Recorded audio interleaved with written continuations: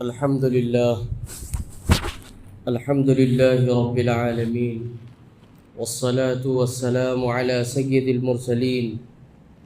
وعلى آله وأصحابه أجمعين، أما بعد، فقد قال الله تبارك وتعالى في القرآن المجيد والفرقان الحميد: أعوذ بالله من الشيطان الرجيم، بسم الله الرحمن الرحيم. لقد رضي الله عن المؤمنين إذ يبايعونك تحت الشجرة فعلم ما في قلوبهم فأنزل السكينة عليهم وأثابهم فتحا قريبا. صدق الله العظيم. وقال النبي صلى الله عليه وسلم: إن لكل نبي رفيق ورفيق في الجنة عثمان، او كما قال علیہ الصلاۃ والسلام. قابل احترام بزرگوں، دوستوں اور دینی بھائیوں، ذی الحجہ کا مہینہ چل رہا ہے. اللہ تبارک و تعالیٰ نے پچھلے دنوں ہم میں سے جن لوگوں کو سعادت عطا فرمائی حج بیت اللہ کی، انہوں نے اپنا حج مکمل کر لیا، اور ہم میں سے جو بھی لوگ صاحب استطاعت ہیں، سب نے اللہ کی رضا کے لیے قربانی کے عمل کو انجام دیا. ذی الحجہ کے مہینے میں ایک اور واقعہ پیش آیا ہے، وہ ہے حضرت عثمان غنی رضی اللہ تعالیٰ عنہ کی شہادت. 18 ذی الحجہ کو شرپسند عناصر نے حضرت عثمان غنی رضی اللہ تعالیٰ عنہ کے گھر کا محاصرہ کر کے آپ کو شہید کر دیا. حضرت عثمان غنی رضی اللہ تعالیٰ عنہ کون ہیں؟ حضرت عثمان غنی رضی اللہ تعالیٰ عنہ رسول اللہ صلی اللہ علیہ وسلم کے ساتھی بھی ہیں، آپ کے داماد بھی. رسول اللہ صلی اللہ علیہ وسلم کی 2 بیٹیاں آپ کے نکاح میں آئیں، ایک کے بعد ایک. حضرت رقیہ رضی اللہ تعالیٰ عنہ کا جب انتقال ہوا، غزوہ بدر کے موقع پر حضرت عثمان غنی رضی اللہ تعالیٰ عنہ سے رسول اللہ صلی اللہ علیہ وسلم نے فرمایا کہ آپ غزوہ بدر میں شریک نہ ہوں، بلکہ رقیہ کی خدمت میں رہیں، کیونکہ وہ اس وقت بہت بیمار تھی. جب غزوہ بدر کی فتح کی خبر لے کر کے قاصد مدینہ منورہ آیا تو اس وقت حضرت رقیہ رضی اللہ تعالیٰ عنہ کا انتقال ہو چکا تھا، اور قبرستان میں آپ کے تدفین کا عمل چل رہا تھا. اس کے بعد رسول پاک صلی اللہ علیہ وسلم نے اپنی دوسری بیٹی ام کلثوم رضی اللہ تعالیٰ عنہ کا نکاح حضرت عثمان غنی رضی اللہ تعالیٰ عنہ سے کرایا. تو دنیا میں ایسا کوئی شخص نہیں ہے جس کے نکاح میں نبی کی 2 بیٹیاں ہوں. یہ واحد حضرت عثمان غنی رضی اللہ تعالیٰ عنہ کی خصوصیت ہے، اور یہ ان کی شان ہے کہ رسول اللہ جیسے جلیل القدر نبی کی 2 بیٹیاں ان کے نکاح میں تھیں، ایک کے بعد دیگر ہے. اسی لیے آپ کو ذو النورین کہا جاتا ہے. حضرت عثمان غنی رضی اللہ تعالیٰ عنہ کے خاندان کا اگر ہم پس منظر دیکھیں گے تو رسول اللہ صلی اللہ علیہ وسلم کی جو پھوپھی تھی وہ حضرت عثمان غنی رضی اللہ تعالیٰ عنہ کی نانی تھی. تو پچھلے 5 پشتوں میں جا کر کے عبد مناف جو آپ صلی اللہ علیہ وسلم کے اجداد میں سے تھے، ان کے سلسلے نسب میں جا کر کے ان کا بھی سلسلے نسب ملتا ہے. جس طریقے سے رسول پاک صلی اللہ علیہ وسلم کا تعلق قریش سے ہے، ایسے ہی حضرت عثمان غنی رضی اللہ تعالیٰ عنہ کا تعلق بھی قریش سے ہے. اور حضرت عثمان غنی رضی اللہ تعالیٰ عنہ ان چند صحابہ میں سے ہیں جنہوں نے ابتدا ہی میں اسلام کو قبول کیا. جب آپ صلی اللہ علیہ وسلم کو نبوت کا تاج پہنایا گیا اور آپ صلی اللہ علیہ وسلم نے آ کر کے حضرت خدیجہ رضی اللہ تعالیٰ عنہ کے سامنے سارا ماجرا سنایا تو سب سے پہلے رسول اللہ کے دست مبارک پر ایمان لانے والی خاتون ہے اور وہ ام المؤمنین حضرت خدیجہ رضی اللہ تعالیٰ عنہ. اور اس کے بعد مردوں میں چونکہ رسول اللہ صلی اللہ علیہ وسلم کے جو گنے چنے دوست تھے ان میں جو سب سے زیادہ اچھی دوستی رسول اللہ صلی اللہ علیہ وسلم کی تھی تو وہ حضرت ابوبکر صدیق رضی اللہ تعالیٰ عنہ کے ساتھ تھی. تو انہوں نے نبوت کے واقعے کو اور نبوت کی ذمہ داری کو اور اللہ کی توحید کو اور اللہ کے پیغام کو جب حضرت ابوبکر صدیق کے سامنے پیش کیا تو حضرت ابوبکر صدیق رضی اللہ تعالیٰ عنہ ایک لمحے کے لیے بھی تردد میں نہیں آئے, ایک لمحے کے لیے بھی کنفیوز نہیں ہوئے. جیسے ہی رسول اللہ کی زبان سے نبوت کی بات نکلی, توحید کی بات نکلی تو بغیر چوں چرا فوراً آپ نے رسول اللہ کی بات کی تصدیق کرتے ہوئے آپ کے دست مبارک پر کلمہ شہادت پڑھ کر لا الہ الا اللہ محمد رسول اللہ پڑھ کر اسلام میں داخل ہو گئے. تو مردوں میں سب سے پہلے اگر کسی نے اسلام قبول کیا ہے تو وہ حضرت ابوبکر صدیق رضی اللہ تعالیٰ, اور بچوں میں حضرت علی کرم اللہ وجہہ میں. حضرت ابوبکر صدیق رضی اللہ تعالیٰ عنہ چونکہ مکے میں ایک پاورفل شخصیت تھے, مال کے اعتبار سے بھی پاورفل تھے, اس وقت کے وہ ملینئرز اور بلینئرز تھے, بڑے کاروباری تھے, بڑے تاجر تھے, بڑے بزنس مین تھے, اور ملک شام اور ایران اور روم ان کے جو ہے تجارت کے قافلے جاتے تھے. تو ان بزنس مین لوگوں میں سے ایک اور بزنس مین تھے حضرت عثمان غنی رضی اللہ تعالیٰ. اللہ نے بہت ہی زیادہ ان کو مال و دولت سے نوازا تھا, اور چونکہ دو بزنس مین کا ہمیشہ ایک تعلق ہوتا ہے تو حضرت ابوبکر صدیق رضی اللہ تعالیٰ عنہ اور حضرت عثمان غنی رضی اللہ تعالیٰ عنہ کی بھی دوستی تھی, کاروباری اعتبار سے بھی دوستی تھی, اور چونکہ ایک ہی شہر میں رہتے تھے, ایک ہی علاقے میں رہتے تھے تو اس اعتبار سے بھی دوستی تھی. تو ایک مرتبہ حضرت عثمان غنی رضی اللہ تعالیٰ عنہ جب ابوبکر صدیق رضی اللہ تعالیٰ عنہ کے گھر تشریف لے گئے کچھ مشورے کے لیے, تو اسی اثنا میں ابوبکر صدیق رضی اللہ تعالیٰ عنہ نے ان کے سامنے اسلام کی دعوت پیش کی. دیکھیے دوستی جو ہے وہ بھروسے پر قائم ہوتی ہے. جس دوستی کے اندر بھروسہ نہیں ہے, جس دوستی میں اعتماد نہیں ہے, وہ دوستی نہیں ہوتی, وہ مفاد پرستی ہوتی. حضرت ابوبکر صدیق رضی اللہ تعالیٰ عنہ اور حضرت عثمان غنی رضی اللہ تعالیٰ عنہ میں جو دوستی تھی اور وہ جو تعلق تھا وہ اعتماد والا تعلق تھا.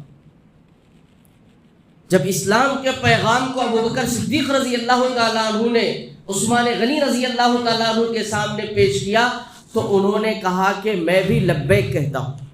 میں بھی اسلام قبول کرنے کے لیے تیار ہوں, چلو ہم رسول اللہ کی خدمت میں حاضر ہوتے ہیں. لیکن اسی درمیان رسول اللہ صلی اللہ علیہ وسلم خود حضرت ابوبکر صدیق رضی اللہ تعالیٰ عنہ کے گھر آتے ہیں, اور اس کے بعد حضرت عثمان غنی رضی اللہ تعالیٰ عنہ رسول اللہ صلی اللہ علیہ وسلم کے دست مبارک پر حلقہ بغوش اسلام ہو جاتے ہیں, اسلام قبول کر لیتے ہیں. اب اس کے بعد سے جب آپ صلی اللہ علیہ وسلم کے ہاتھ پر انہوں نے بیعت فرمائی, اس کے بعد سے اب ان کا جو ویژن ہے, اب ان کے جو زندگی جینے کا مقصد ہے اور کمانے کا مقصد ہے, وہ سب کچھ چینج ہو گیا. اب جینا مرنا اسلام کے لیے، اللہ کے لیے، اللہ کے رسول کے لیے، دین اسلام کے لیے ہو گیا۔ جو کچھ دولت، ثروت، پراپرٹی، جائیدادیں، بینک بیلنس تھا، وہ اسلام کے لیے قربان کرنے کے لیے تیار ہو گئے۔ ویژن چینج ہو گیا، مقصد چینج ہو گیا۔ چونکہ مالدار گھرانے سے تھے اور ان کے بھی جو خاندان کے بڑے لوگ، ان کے والد، ان کے چچا، ان کے ماموں، یہ سب کے سب مکے کے اندر معزز تھے، اور یہ نوجوان تھے، 35 سال کی عمر تھی ان کی۔ اس موقع پر ان کو خاندان کے لوگوں نے بہت پریشرائز کیا اور ان کو کوشش کی کہ وہ کسی طریقے سے اپنے آباء و اجداد کے دین کو چھوڑ کر دین اسلام کو قبول نہ کرے۔ بعض تاریخ کی کتابوں میں لکھا ہوا ہے کہ ان کے والد محترم نے ان کو ایک کمرے میں بند کر دیا کہ جب تک تم محمد کے دین کو نہیں چھوڑو گے اس وقت تک ہم تم کو باہر نہیں چھوڑیں گے۔ لیکن جو بھی بندہ رسول اللہ صلی اللہ علیہ وسلم کو دیکھ لیتا اور آپ صلی اللہ علیہ وسلم کے ہاتھ پر بیعت کر لیتا تو وہ کسی بھی قیمت پر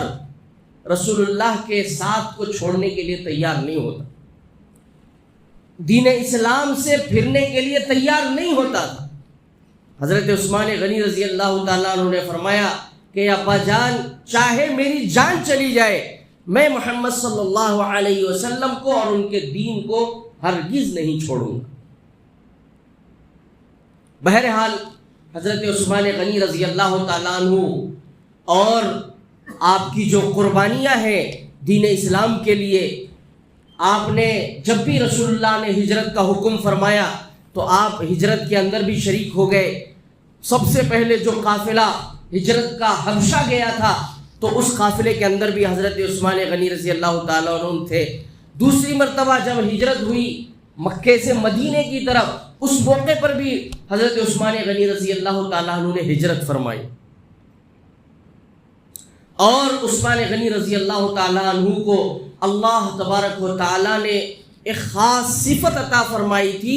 جس کا احترام فرشتے بھی کرتے تھے اور رسول اللہ صلی اللہ علیہ وسلم بھی کرتے تھے۔ وہ کیا صفت تھی؟ وہ شرم اور حیا کی صفت۔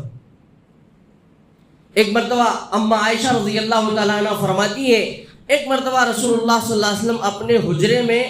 آرام سے لیٹے ہوئے ہیں اور آپ کی جو تہبند ہے وہ تھوڑا سا پنڈلی سے اوپر ہے۔ آدمی گھر میں ہوتا ہے تو ذرا بے تکلف لیٹ جاتا ہے، تو بالکل بے تکلفانہ انداز میں آپ صلی اللہ علیہ وسلم آرام فرما رہے ہیں۔ اسی درمیان دروازے پر دستک ہوتی ہے، پوچھا جاتا ہے کون؟ تو کہا جاتا ہے ابو بکر۔ اجازت ملتی ہے، حضرت ابو بکر رضی اللہ تعالیٰ عنہ تشریف لاتے ہیں اور آپ صلی اللہ علیہ وسلم کے پاس بیٹھتے ہیں، اور آپ صلی اللہ علیہ وسلم جو کا تو لیٹے ہوئے ہیں۔ تھوڑی دیر کے بعد حضرت عمر رضی اللہ تعالیٰ عنہ آتے ہیں، پھر بھی رسول اللہ صلی اللہ علیہ وسلم سلام کلام کے بعد جیسے کہ ویسے ہی لیٹے ہوئے ہیں۔ تھوڑی دیر کے بعد پھر سے دروازے پر دستک ہوتی ہے اور کہا جاتا ہے کہ عثمان غنی ہے، تو آپ صلی اللہ علیہ وسلم فوراً اٹھ کر کے بیٹھ جاتے ہیں، اپنے کپڑے وغیرہ درست کرتے ہیں، اور اس کے بعد یہ تینوں جلیل القدر صحابہ سے رسول اللہ صلی اللہ علیہ وسلم گفتگو فرماتے ہیں، اور یہ جب تینوں کے تینوں چلے جاتے ہیں تو اما عائشہ رضی اللہ تعالیٰ عنہ رسول اللہ صلی اللہ علیہ وسلم سے دریافت کرتی ہیں کہ اللہ کے نبی صلی اللہ علیہ وسلم، جب میرے والد محترم ابو بکر آئے تو آپ جیسے کہ ویسے لیٹے رہے، عمر آئے تو بھی آپ ویسے ہی لیٹے رہے، جب عثمان آئے تو آپ اٹھ کر کے بیٹھ گئے اور فوراً اپنے کپڑوں کو درست فرمایا۔ تو رسول اللہ صلی اللہ علیہ وسلم فرمایا کہ اے عائشہ، میں ایسے شخص سے شرم اور حیا کیسے نہ کروں جس سے فرشتے خود شرم و حیا کرتے۔ تو یہ ایک وصف حضرت عثمان غنی رضی اللہ تعالیٰ عنہ کا تھا کہ اللہ تعالیٰ نے بے انتہا شرم و حیا ان کے اندر دی تھی۔ اور حضرت عثمان غنی رضی اللہ تعالیٰ عنہ نے اسلام کو فائنینشیل اعتبار سے، یعنی مالی اعتبار سے بہت سپورٹ کیا۔ جتنی بھی ان کی دولت تھی وہ ساری کی ساری دولت انہوں نے اسلام اور مسلمانوں کی فلاح و بہبودی کے لیے صرف کیا ہے۔ جب مکہ مکرمہ سے رسول اللہ صلی اللہ علیہ وسلم ہجرت فرما کر مدینہ منورہ تشریف لے گئے، اور جب مدینہ منورہ میں مہاجرین کی تعداد بڑھ گئی اور وہاں جو انصاری صحابہ تھے تو وہاں پر ان کے ساتھ جب وہ رہنے لگے تو ظاہر ہے کہ جب کسی علاقے میں پانی کی قلت ہو اور اس علاقے میں افراد کی کثرت ہو جائے تو جو وہاں پر جو پانی کا انتظام ہے اس کے اندر تھوڑا سا شارٹیج ہو جاتا ہے۔ تو جب مہاجرین کی تعداد بڑھ گئی تو وہاں پر ایک یہودی کا کنواں تھا جس کو بیر روما کہا جاتا ہے، تو وہ یہودی مسلمانوں کو پانی بیچتا تھا، جو بھی وہاں پر رہتے تھے پانی بیچتا تھا، لیکن جب اس نے دیکھا کہ مہاجرین یعنی بڑی تعداد مکے سے مدینہ آئی ہوئی ہے تو وہ اس نے پانی کا ریٹ بڑھا دیا۔ تو رسول اللہ صلی اللہ علیہ وسلم اور آپ کے صحابہ انہوں نے تو سب کچھ اپنا مال دولت مکے میں چھوڑ کر کے آئے تھے، اب ان کے پاس اتنا تھا نہیں کہ روزانہ پانی خرید کر کے پیے۔ رسول اللہ صلی اللہ علیہ وسلم نے آواز لگائی کہ ہے کوئی ایسا مرد مجاہد جو اس کنویں کو خرید کر مسلمانوں کے لیے وقف کر دے۔ حضرت عثمان غنی رضی اللہ تعالیٰ عنہ اگرچہ کہ مکہ چھوڑ کر آئے تھے لیکن آپ کی جو تجارت تھی، آپ کا جو کاروبار تھے وہ صرف مکے تک محدود نہیں تھے بلکہ پورے جزیرۃ العرب میں پھیلے ہوئے تھے، اس لیے ان کو مالی اعتبار سے کوئی پریشانی نہیں تھی۔ انہوں نے فوراً 35,000 درہم میں وہ کنواں خریدا اور رسول اللہ صلی اللہ علیہ وسلم کی خدمت میں حاضر ہو کر کے فرمایا کہ اللہ کے نبی صلی اللہ علیہ وسلم میں نے بیر روما کو 35,000 درہم میں خریدا ہے اور اب میں یہ مسلمانوں کے لیے وقف کر دیتا ہوں۔ رسول اللہ صلی اللہ علیہ وسلم نے حضرت عثمان غنی رضی اللہ تعالیٰ عنہ کو جنت کی بشارت دی۔ 35,000 درہم، ایک درہم جو ہے اس زمانے میں سونے کے درہم ہوا کرتے تھے، 35,000 درہم میں آپ نے خریدا۔ اس کے بعد جب مسجد نبوی آپ صلی اللہ علیہ وسلم نے مسجد نبوی بنائی تھی، لیکن جیسے جیسے لوگ اسلام میں داخل ہو رہے تھے اور پورے جزیرۃ العرب سے مختلف علاقوں سے جوخ در جوخ لوگ مدینہ منورہ آ کر رسول اللہ صلی اللہ علیہ وسلم کی تعلیمات سے متاثر ہو کر اسلام قبول کر رہے تھے، تو وہ جو مسجد نبوی ہے وہ بھی ناکافی کنجسٹڈ ہونا شروع ہو گئی۔ تو رسول اللہ صلی اللہ علیہ وسلم چاہتے تھے کہ مسجد نبوی کے آس پاس کی جو زمین ہے وہ کوئی خرید کر کے مسلمانوں کے لیے وقف کرے۔ تو حضرت عثمان غنی رضی اللہ تعالیٰ عنہ آگے آئے اور انہوں نے فرمایا کہ اللہ کے نبی صلی اللہ علیہ وسلم میں چاہتا ہوں کہ یہ جو بازو کی مسجد کے جو قریب کی جو زمین ہے اس کو میں خرید کر کے وقف کرنا چاہتا ہوں۔ جب دریافت کیا گیا کہ وہ زمین کس کی ہے تو وہ بھی ایک یہودی کی زمین تھی، تو اس نے بھی مارکیٹ ریٹ سے زیادہ قیمت لگائی اور حضرت عثمان غنی رضی اللہ تعالیٰ عنہ نے اس کے ساتھ کوئی بارگننگ نہیں کی۔ 25,000 درہم میں وہ زمین خرید کر کے انہوں نے مسجد نبوی کے لیے وقف کر دی۔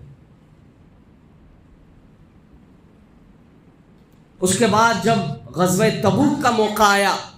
تو اس موقع پر تاریخ کی کتابوں میں لکھا ہوا ہے کہ حضرت عثمان غنی رضی اللہ تعالیٰ عنہ نے اس جنگ کے موقع پر 70,000 اونٹ،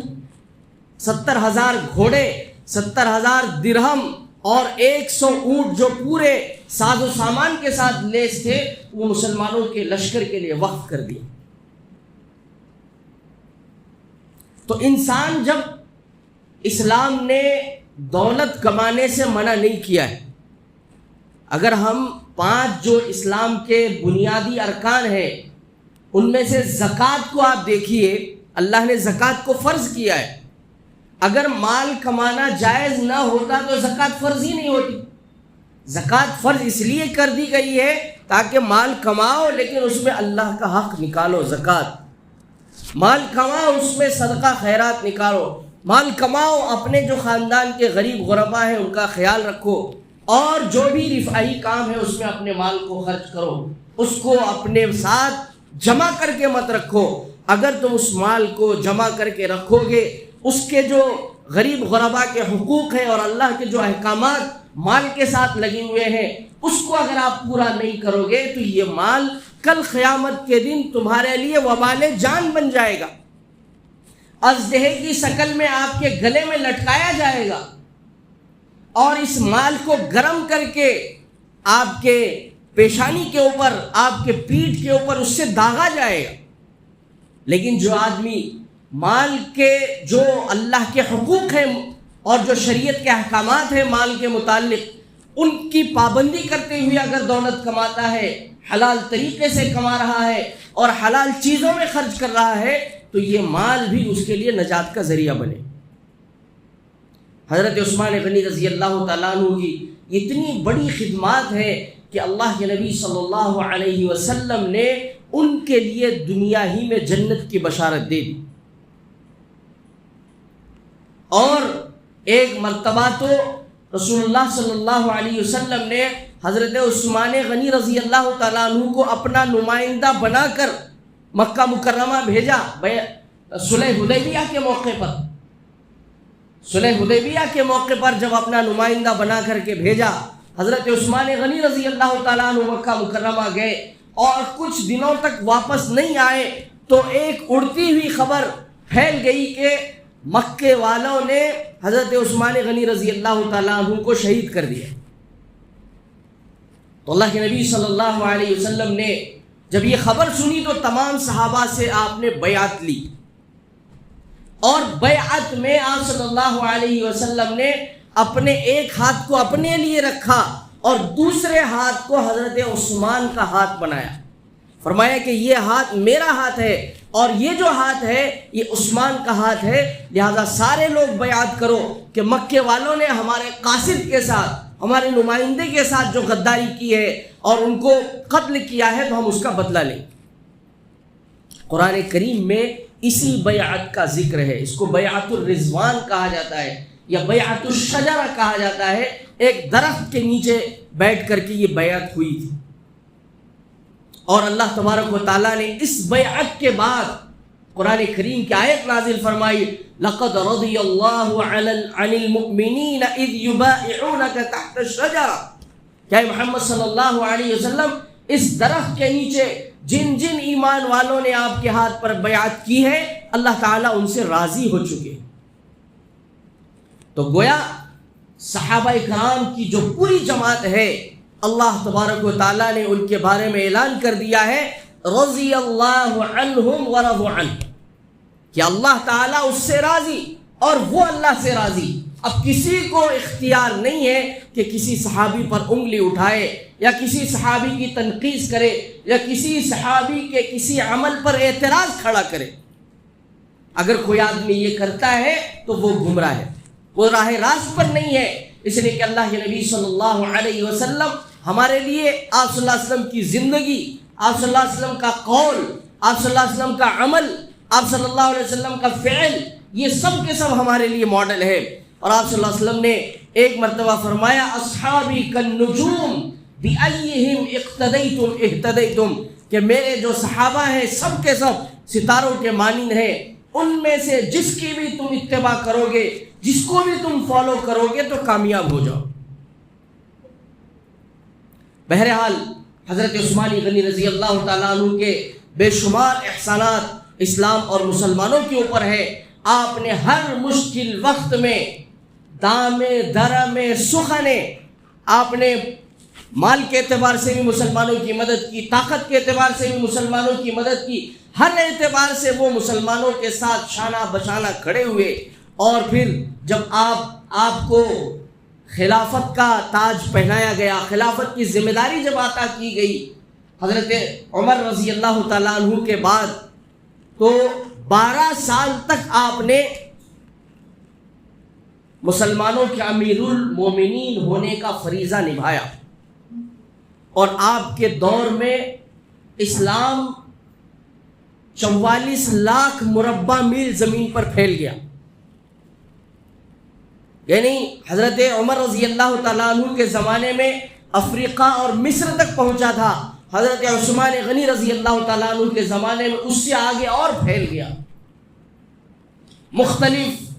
ملکوں کے لوگ، مختلف زبانیں بولنے والے لوگ، مختلف کلچر کے لوگ اسلام میں داخل ہونا شروع ہو گئے، اور آپ نے اس سارے نظام کو بہت ہی بہترین انداز میں کنٹرول کیا۔ ہر علاقے میں حضرت عثمان غنی رضی اللہ تعالیٰ عنہ ایسے گورنر کو مقرر کرتے تھے جو خدا ترس ہو، جو اللہ سے ڈرتا ہو، تقوی اور طہارت والا ہو۔ ایسے گورنروں کو حضرت عثمان غنی رضی اللہ تعالیٰ عنہ ہر علاقے میں منتخب کرتے تھے، اور ہر 3 مہینے میں ان سے پروگریس رپورٹ بھی لیتے تھے، ہر 3 مہینے میں ان کی کارگزاری بھی لیتے تھے، اور کچھ ہدایات ہوتی حکومت کی طرف سے تو وہ ہدایات بھی ان کو دی جاتی۔ اور اسی طریقے سے حضرت عثمان غنی رضی اللہ تعالیٰ عنہ وہ پہلے خلیفہ ہیں جنہوں نے سب سے پہلے بحری فوج تیار کی، بحری جنگی بیڑے انہوں نے تیار کیے۔ آپ سے پہلے حضرت عثمان غنی رضی اللہ، حضرت عمر رضی اللہ تعالیٰ عنہ کے زمانے میں عدالت کا نظام قائم ہو چکا تھا، کورٹ وغیرہ اور پولیس اسٹیشن اور فوج کا نظام تھا، لیکن حضرت عثمان غنی رضی اللہ تعالیٰ عنہ کے کارناموں میں ایک سب سے بڑا کارنامہ یہ ہے کہ انہوں نے مسلمانوں کی ایک بحری فوج اور بحری بیڑے انہوں نے تیار کیے۔ تو اس کا فائدہ یہ ہوا کہ جو رومی حکومتیں تھیں،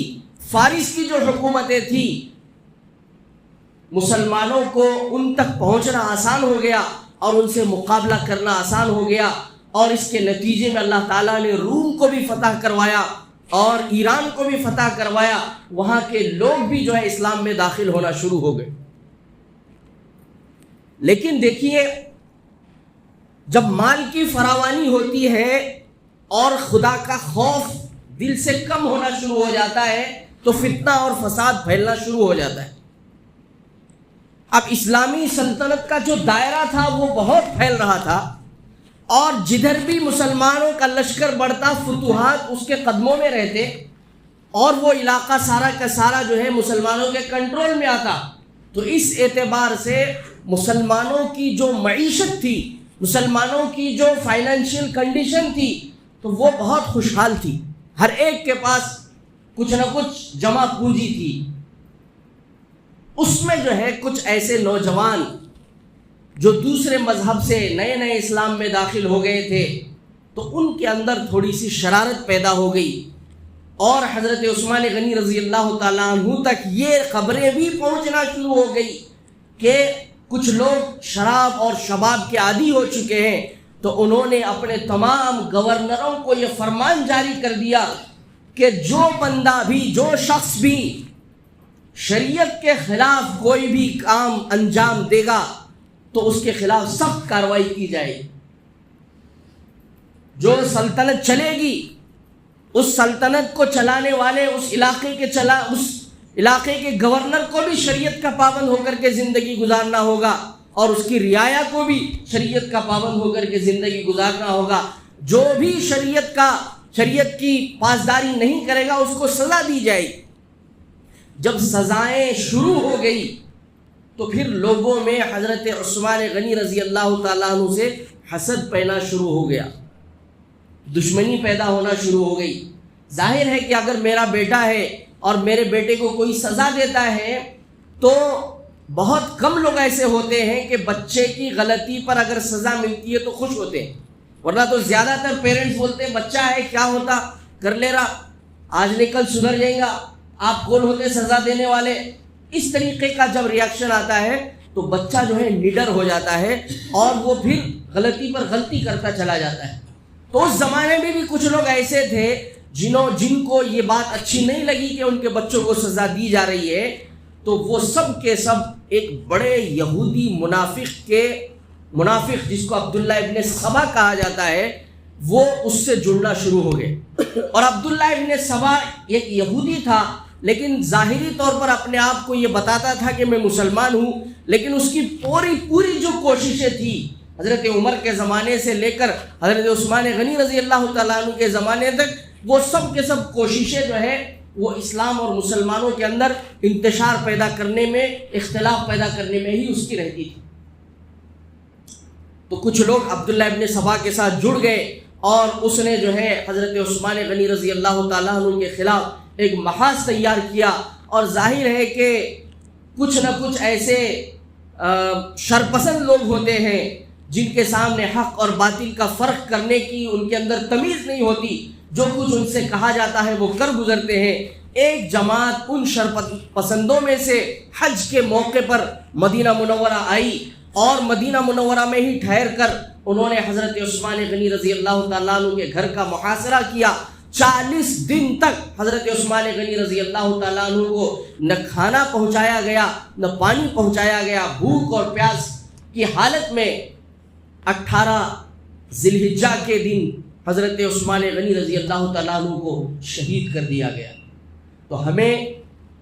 اس مہینے میں حضرت عثمان غنی رضی اللہ تعالیٰ عنہ کی سیرت کو اور آپ کی جو قربانیاں ہیں اور اسلام کے لیے جو انہوں نے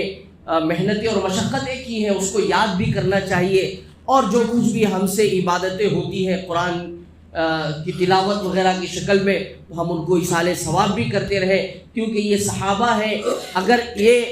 خون نہیں بہاتے، یہ اگر قربانیاں نہیں دیتے تو یہ دین اسلام ہم تک نہیں پہنچتا۔ اللہ تعالیٰ سے دعا ہے کہ اللہ تعالیٰ ہم سب کو کہنے سننے سے زیادہ عمل کرنے کی توفیق عطا فرمائے۔